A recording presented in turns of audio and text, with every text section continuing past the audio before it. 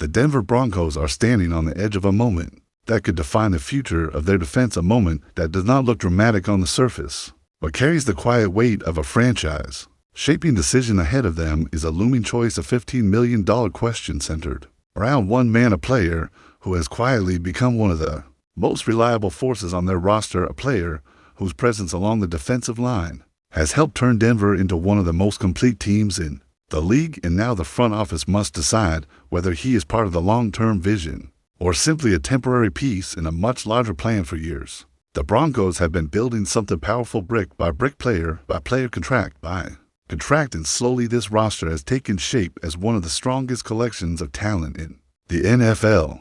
It is not hype, it is not exaggeration. On paper, there are few teams with a defense as complete as Denver's, and even fewer with an offensive line as stable as the one they have assembled. Every position group feels reinforced, every weakness patched, every hole filled to the point where the roster almost looks too balanced, too clean, too polished for a league built on chaos. But that perfection does not come without cost, because the better a roster becomes, the harder it is to keep together. What fans do not always see is that success makes everything heavier. The deeper a team goes into contention, the more pressure builds behind the scenes. It does not get easier for the general manager. It gets more complicated, more cap decisions, more egos, more contracts, more competition in the market, more players demanding deals that match their production. Sustaining a winning roster requires a tight grip, and Denver knows this now more than ever. And looming in the near future is the free agent class of 2026, a class that includes a name the Broncos cannot ignore: John Franklin Myers, the defensive lineman, who has become a crucial part of this unit, is approaching the end of his contract, and Denver must decide whether to commit to him again or step aside and let another team take him. The decision is not small, it is not simple, it is not cheap. His projected market value, according to multiple evaluations, hovers around $15 million over the seasons, a number that forces the Broncos to weigh production, consistency, and long-term planning all at once. Franklin Myers arrived in Denver not as a superstar, but as a missing puzzle piece, a sturdy all-purpose defender capable of winning in the trenches without needing the spotlight.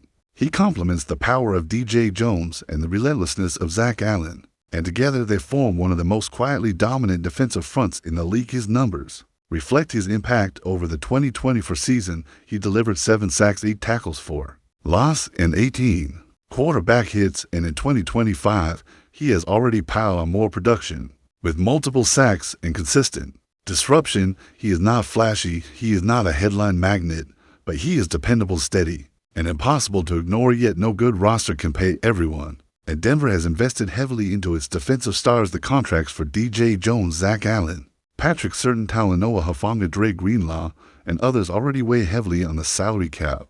This defense is expensive, and every new deal pushes the team closer to difficult decisions. Franklin Myers finds himself standing directly in the path of financial reality, and the Broncos must decide if he is essential or expendable. The timing complicates it even more, because the Broncos drafted Syvian Jones in the 3rd round, a young defensive end whose measurables and style closely mirror Franklin Myers. It feels almost intentional, like a hint from the front office that they are preparing for life after JFM. Team does not invest in a clone without considering what that means for the original. And in a league built on youth and affordability, a rookie contract can sometimes outweigh a veteran presence, no matter how reliable that veteran might be.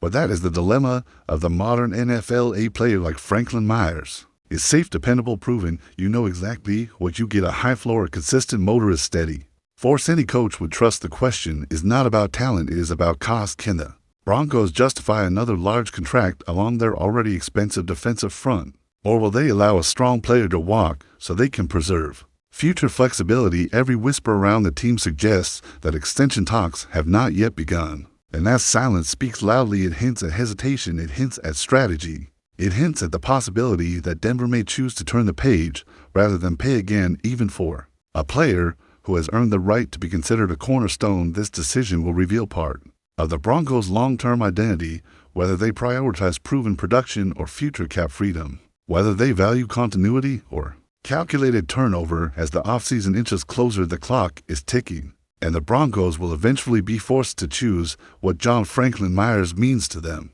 Is he a foundational part of this defense, or simply a temporary chapter in a much larger story? His future in Denver rests on a delicate balance between budget roster building and performance, and when the moment arrives, the Broncos will have to decide whether $15 million is a price worth paying for stability along the line.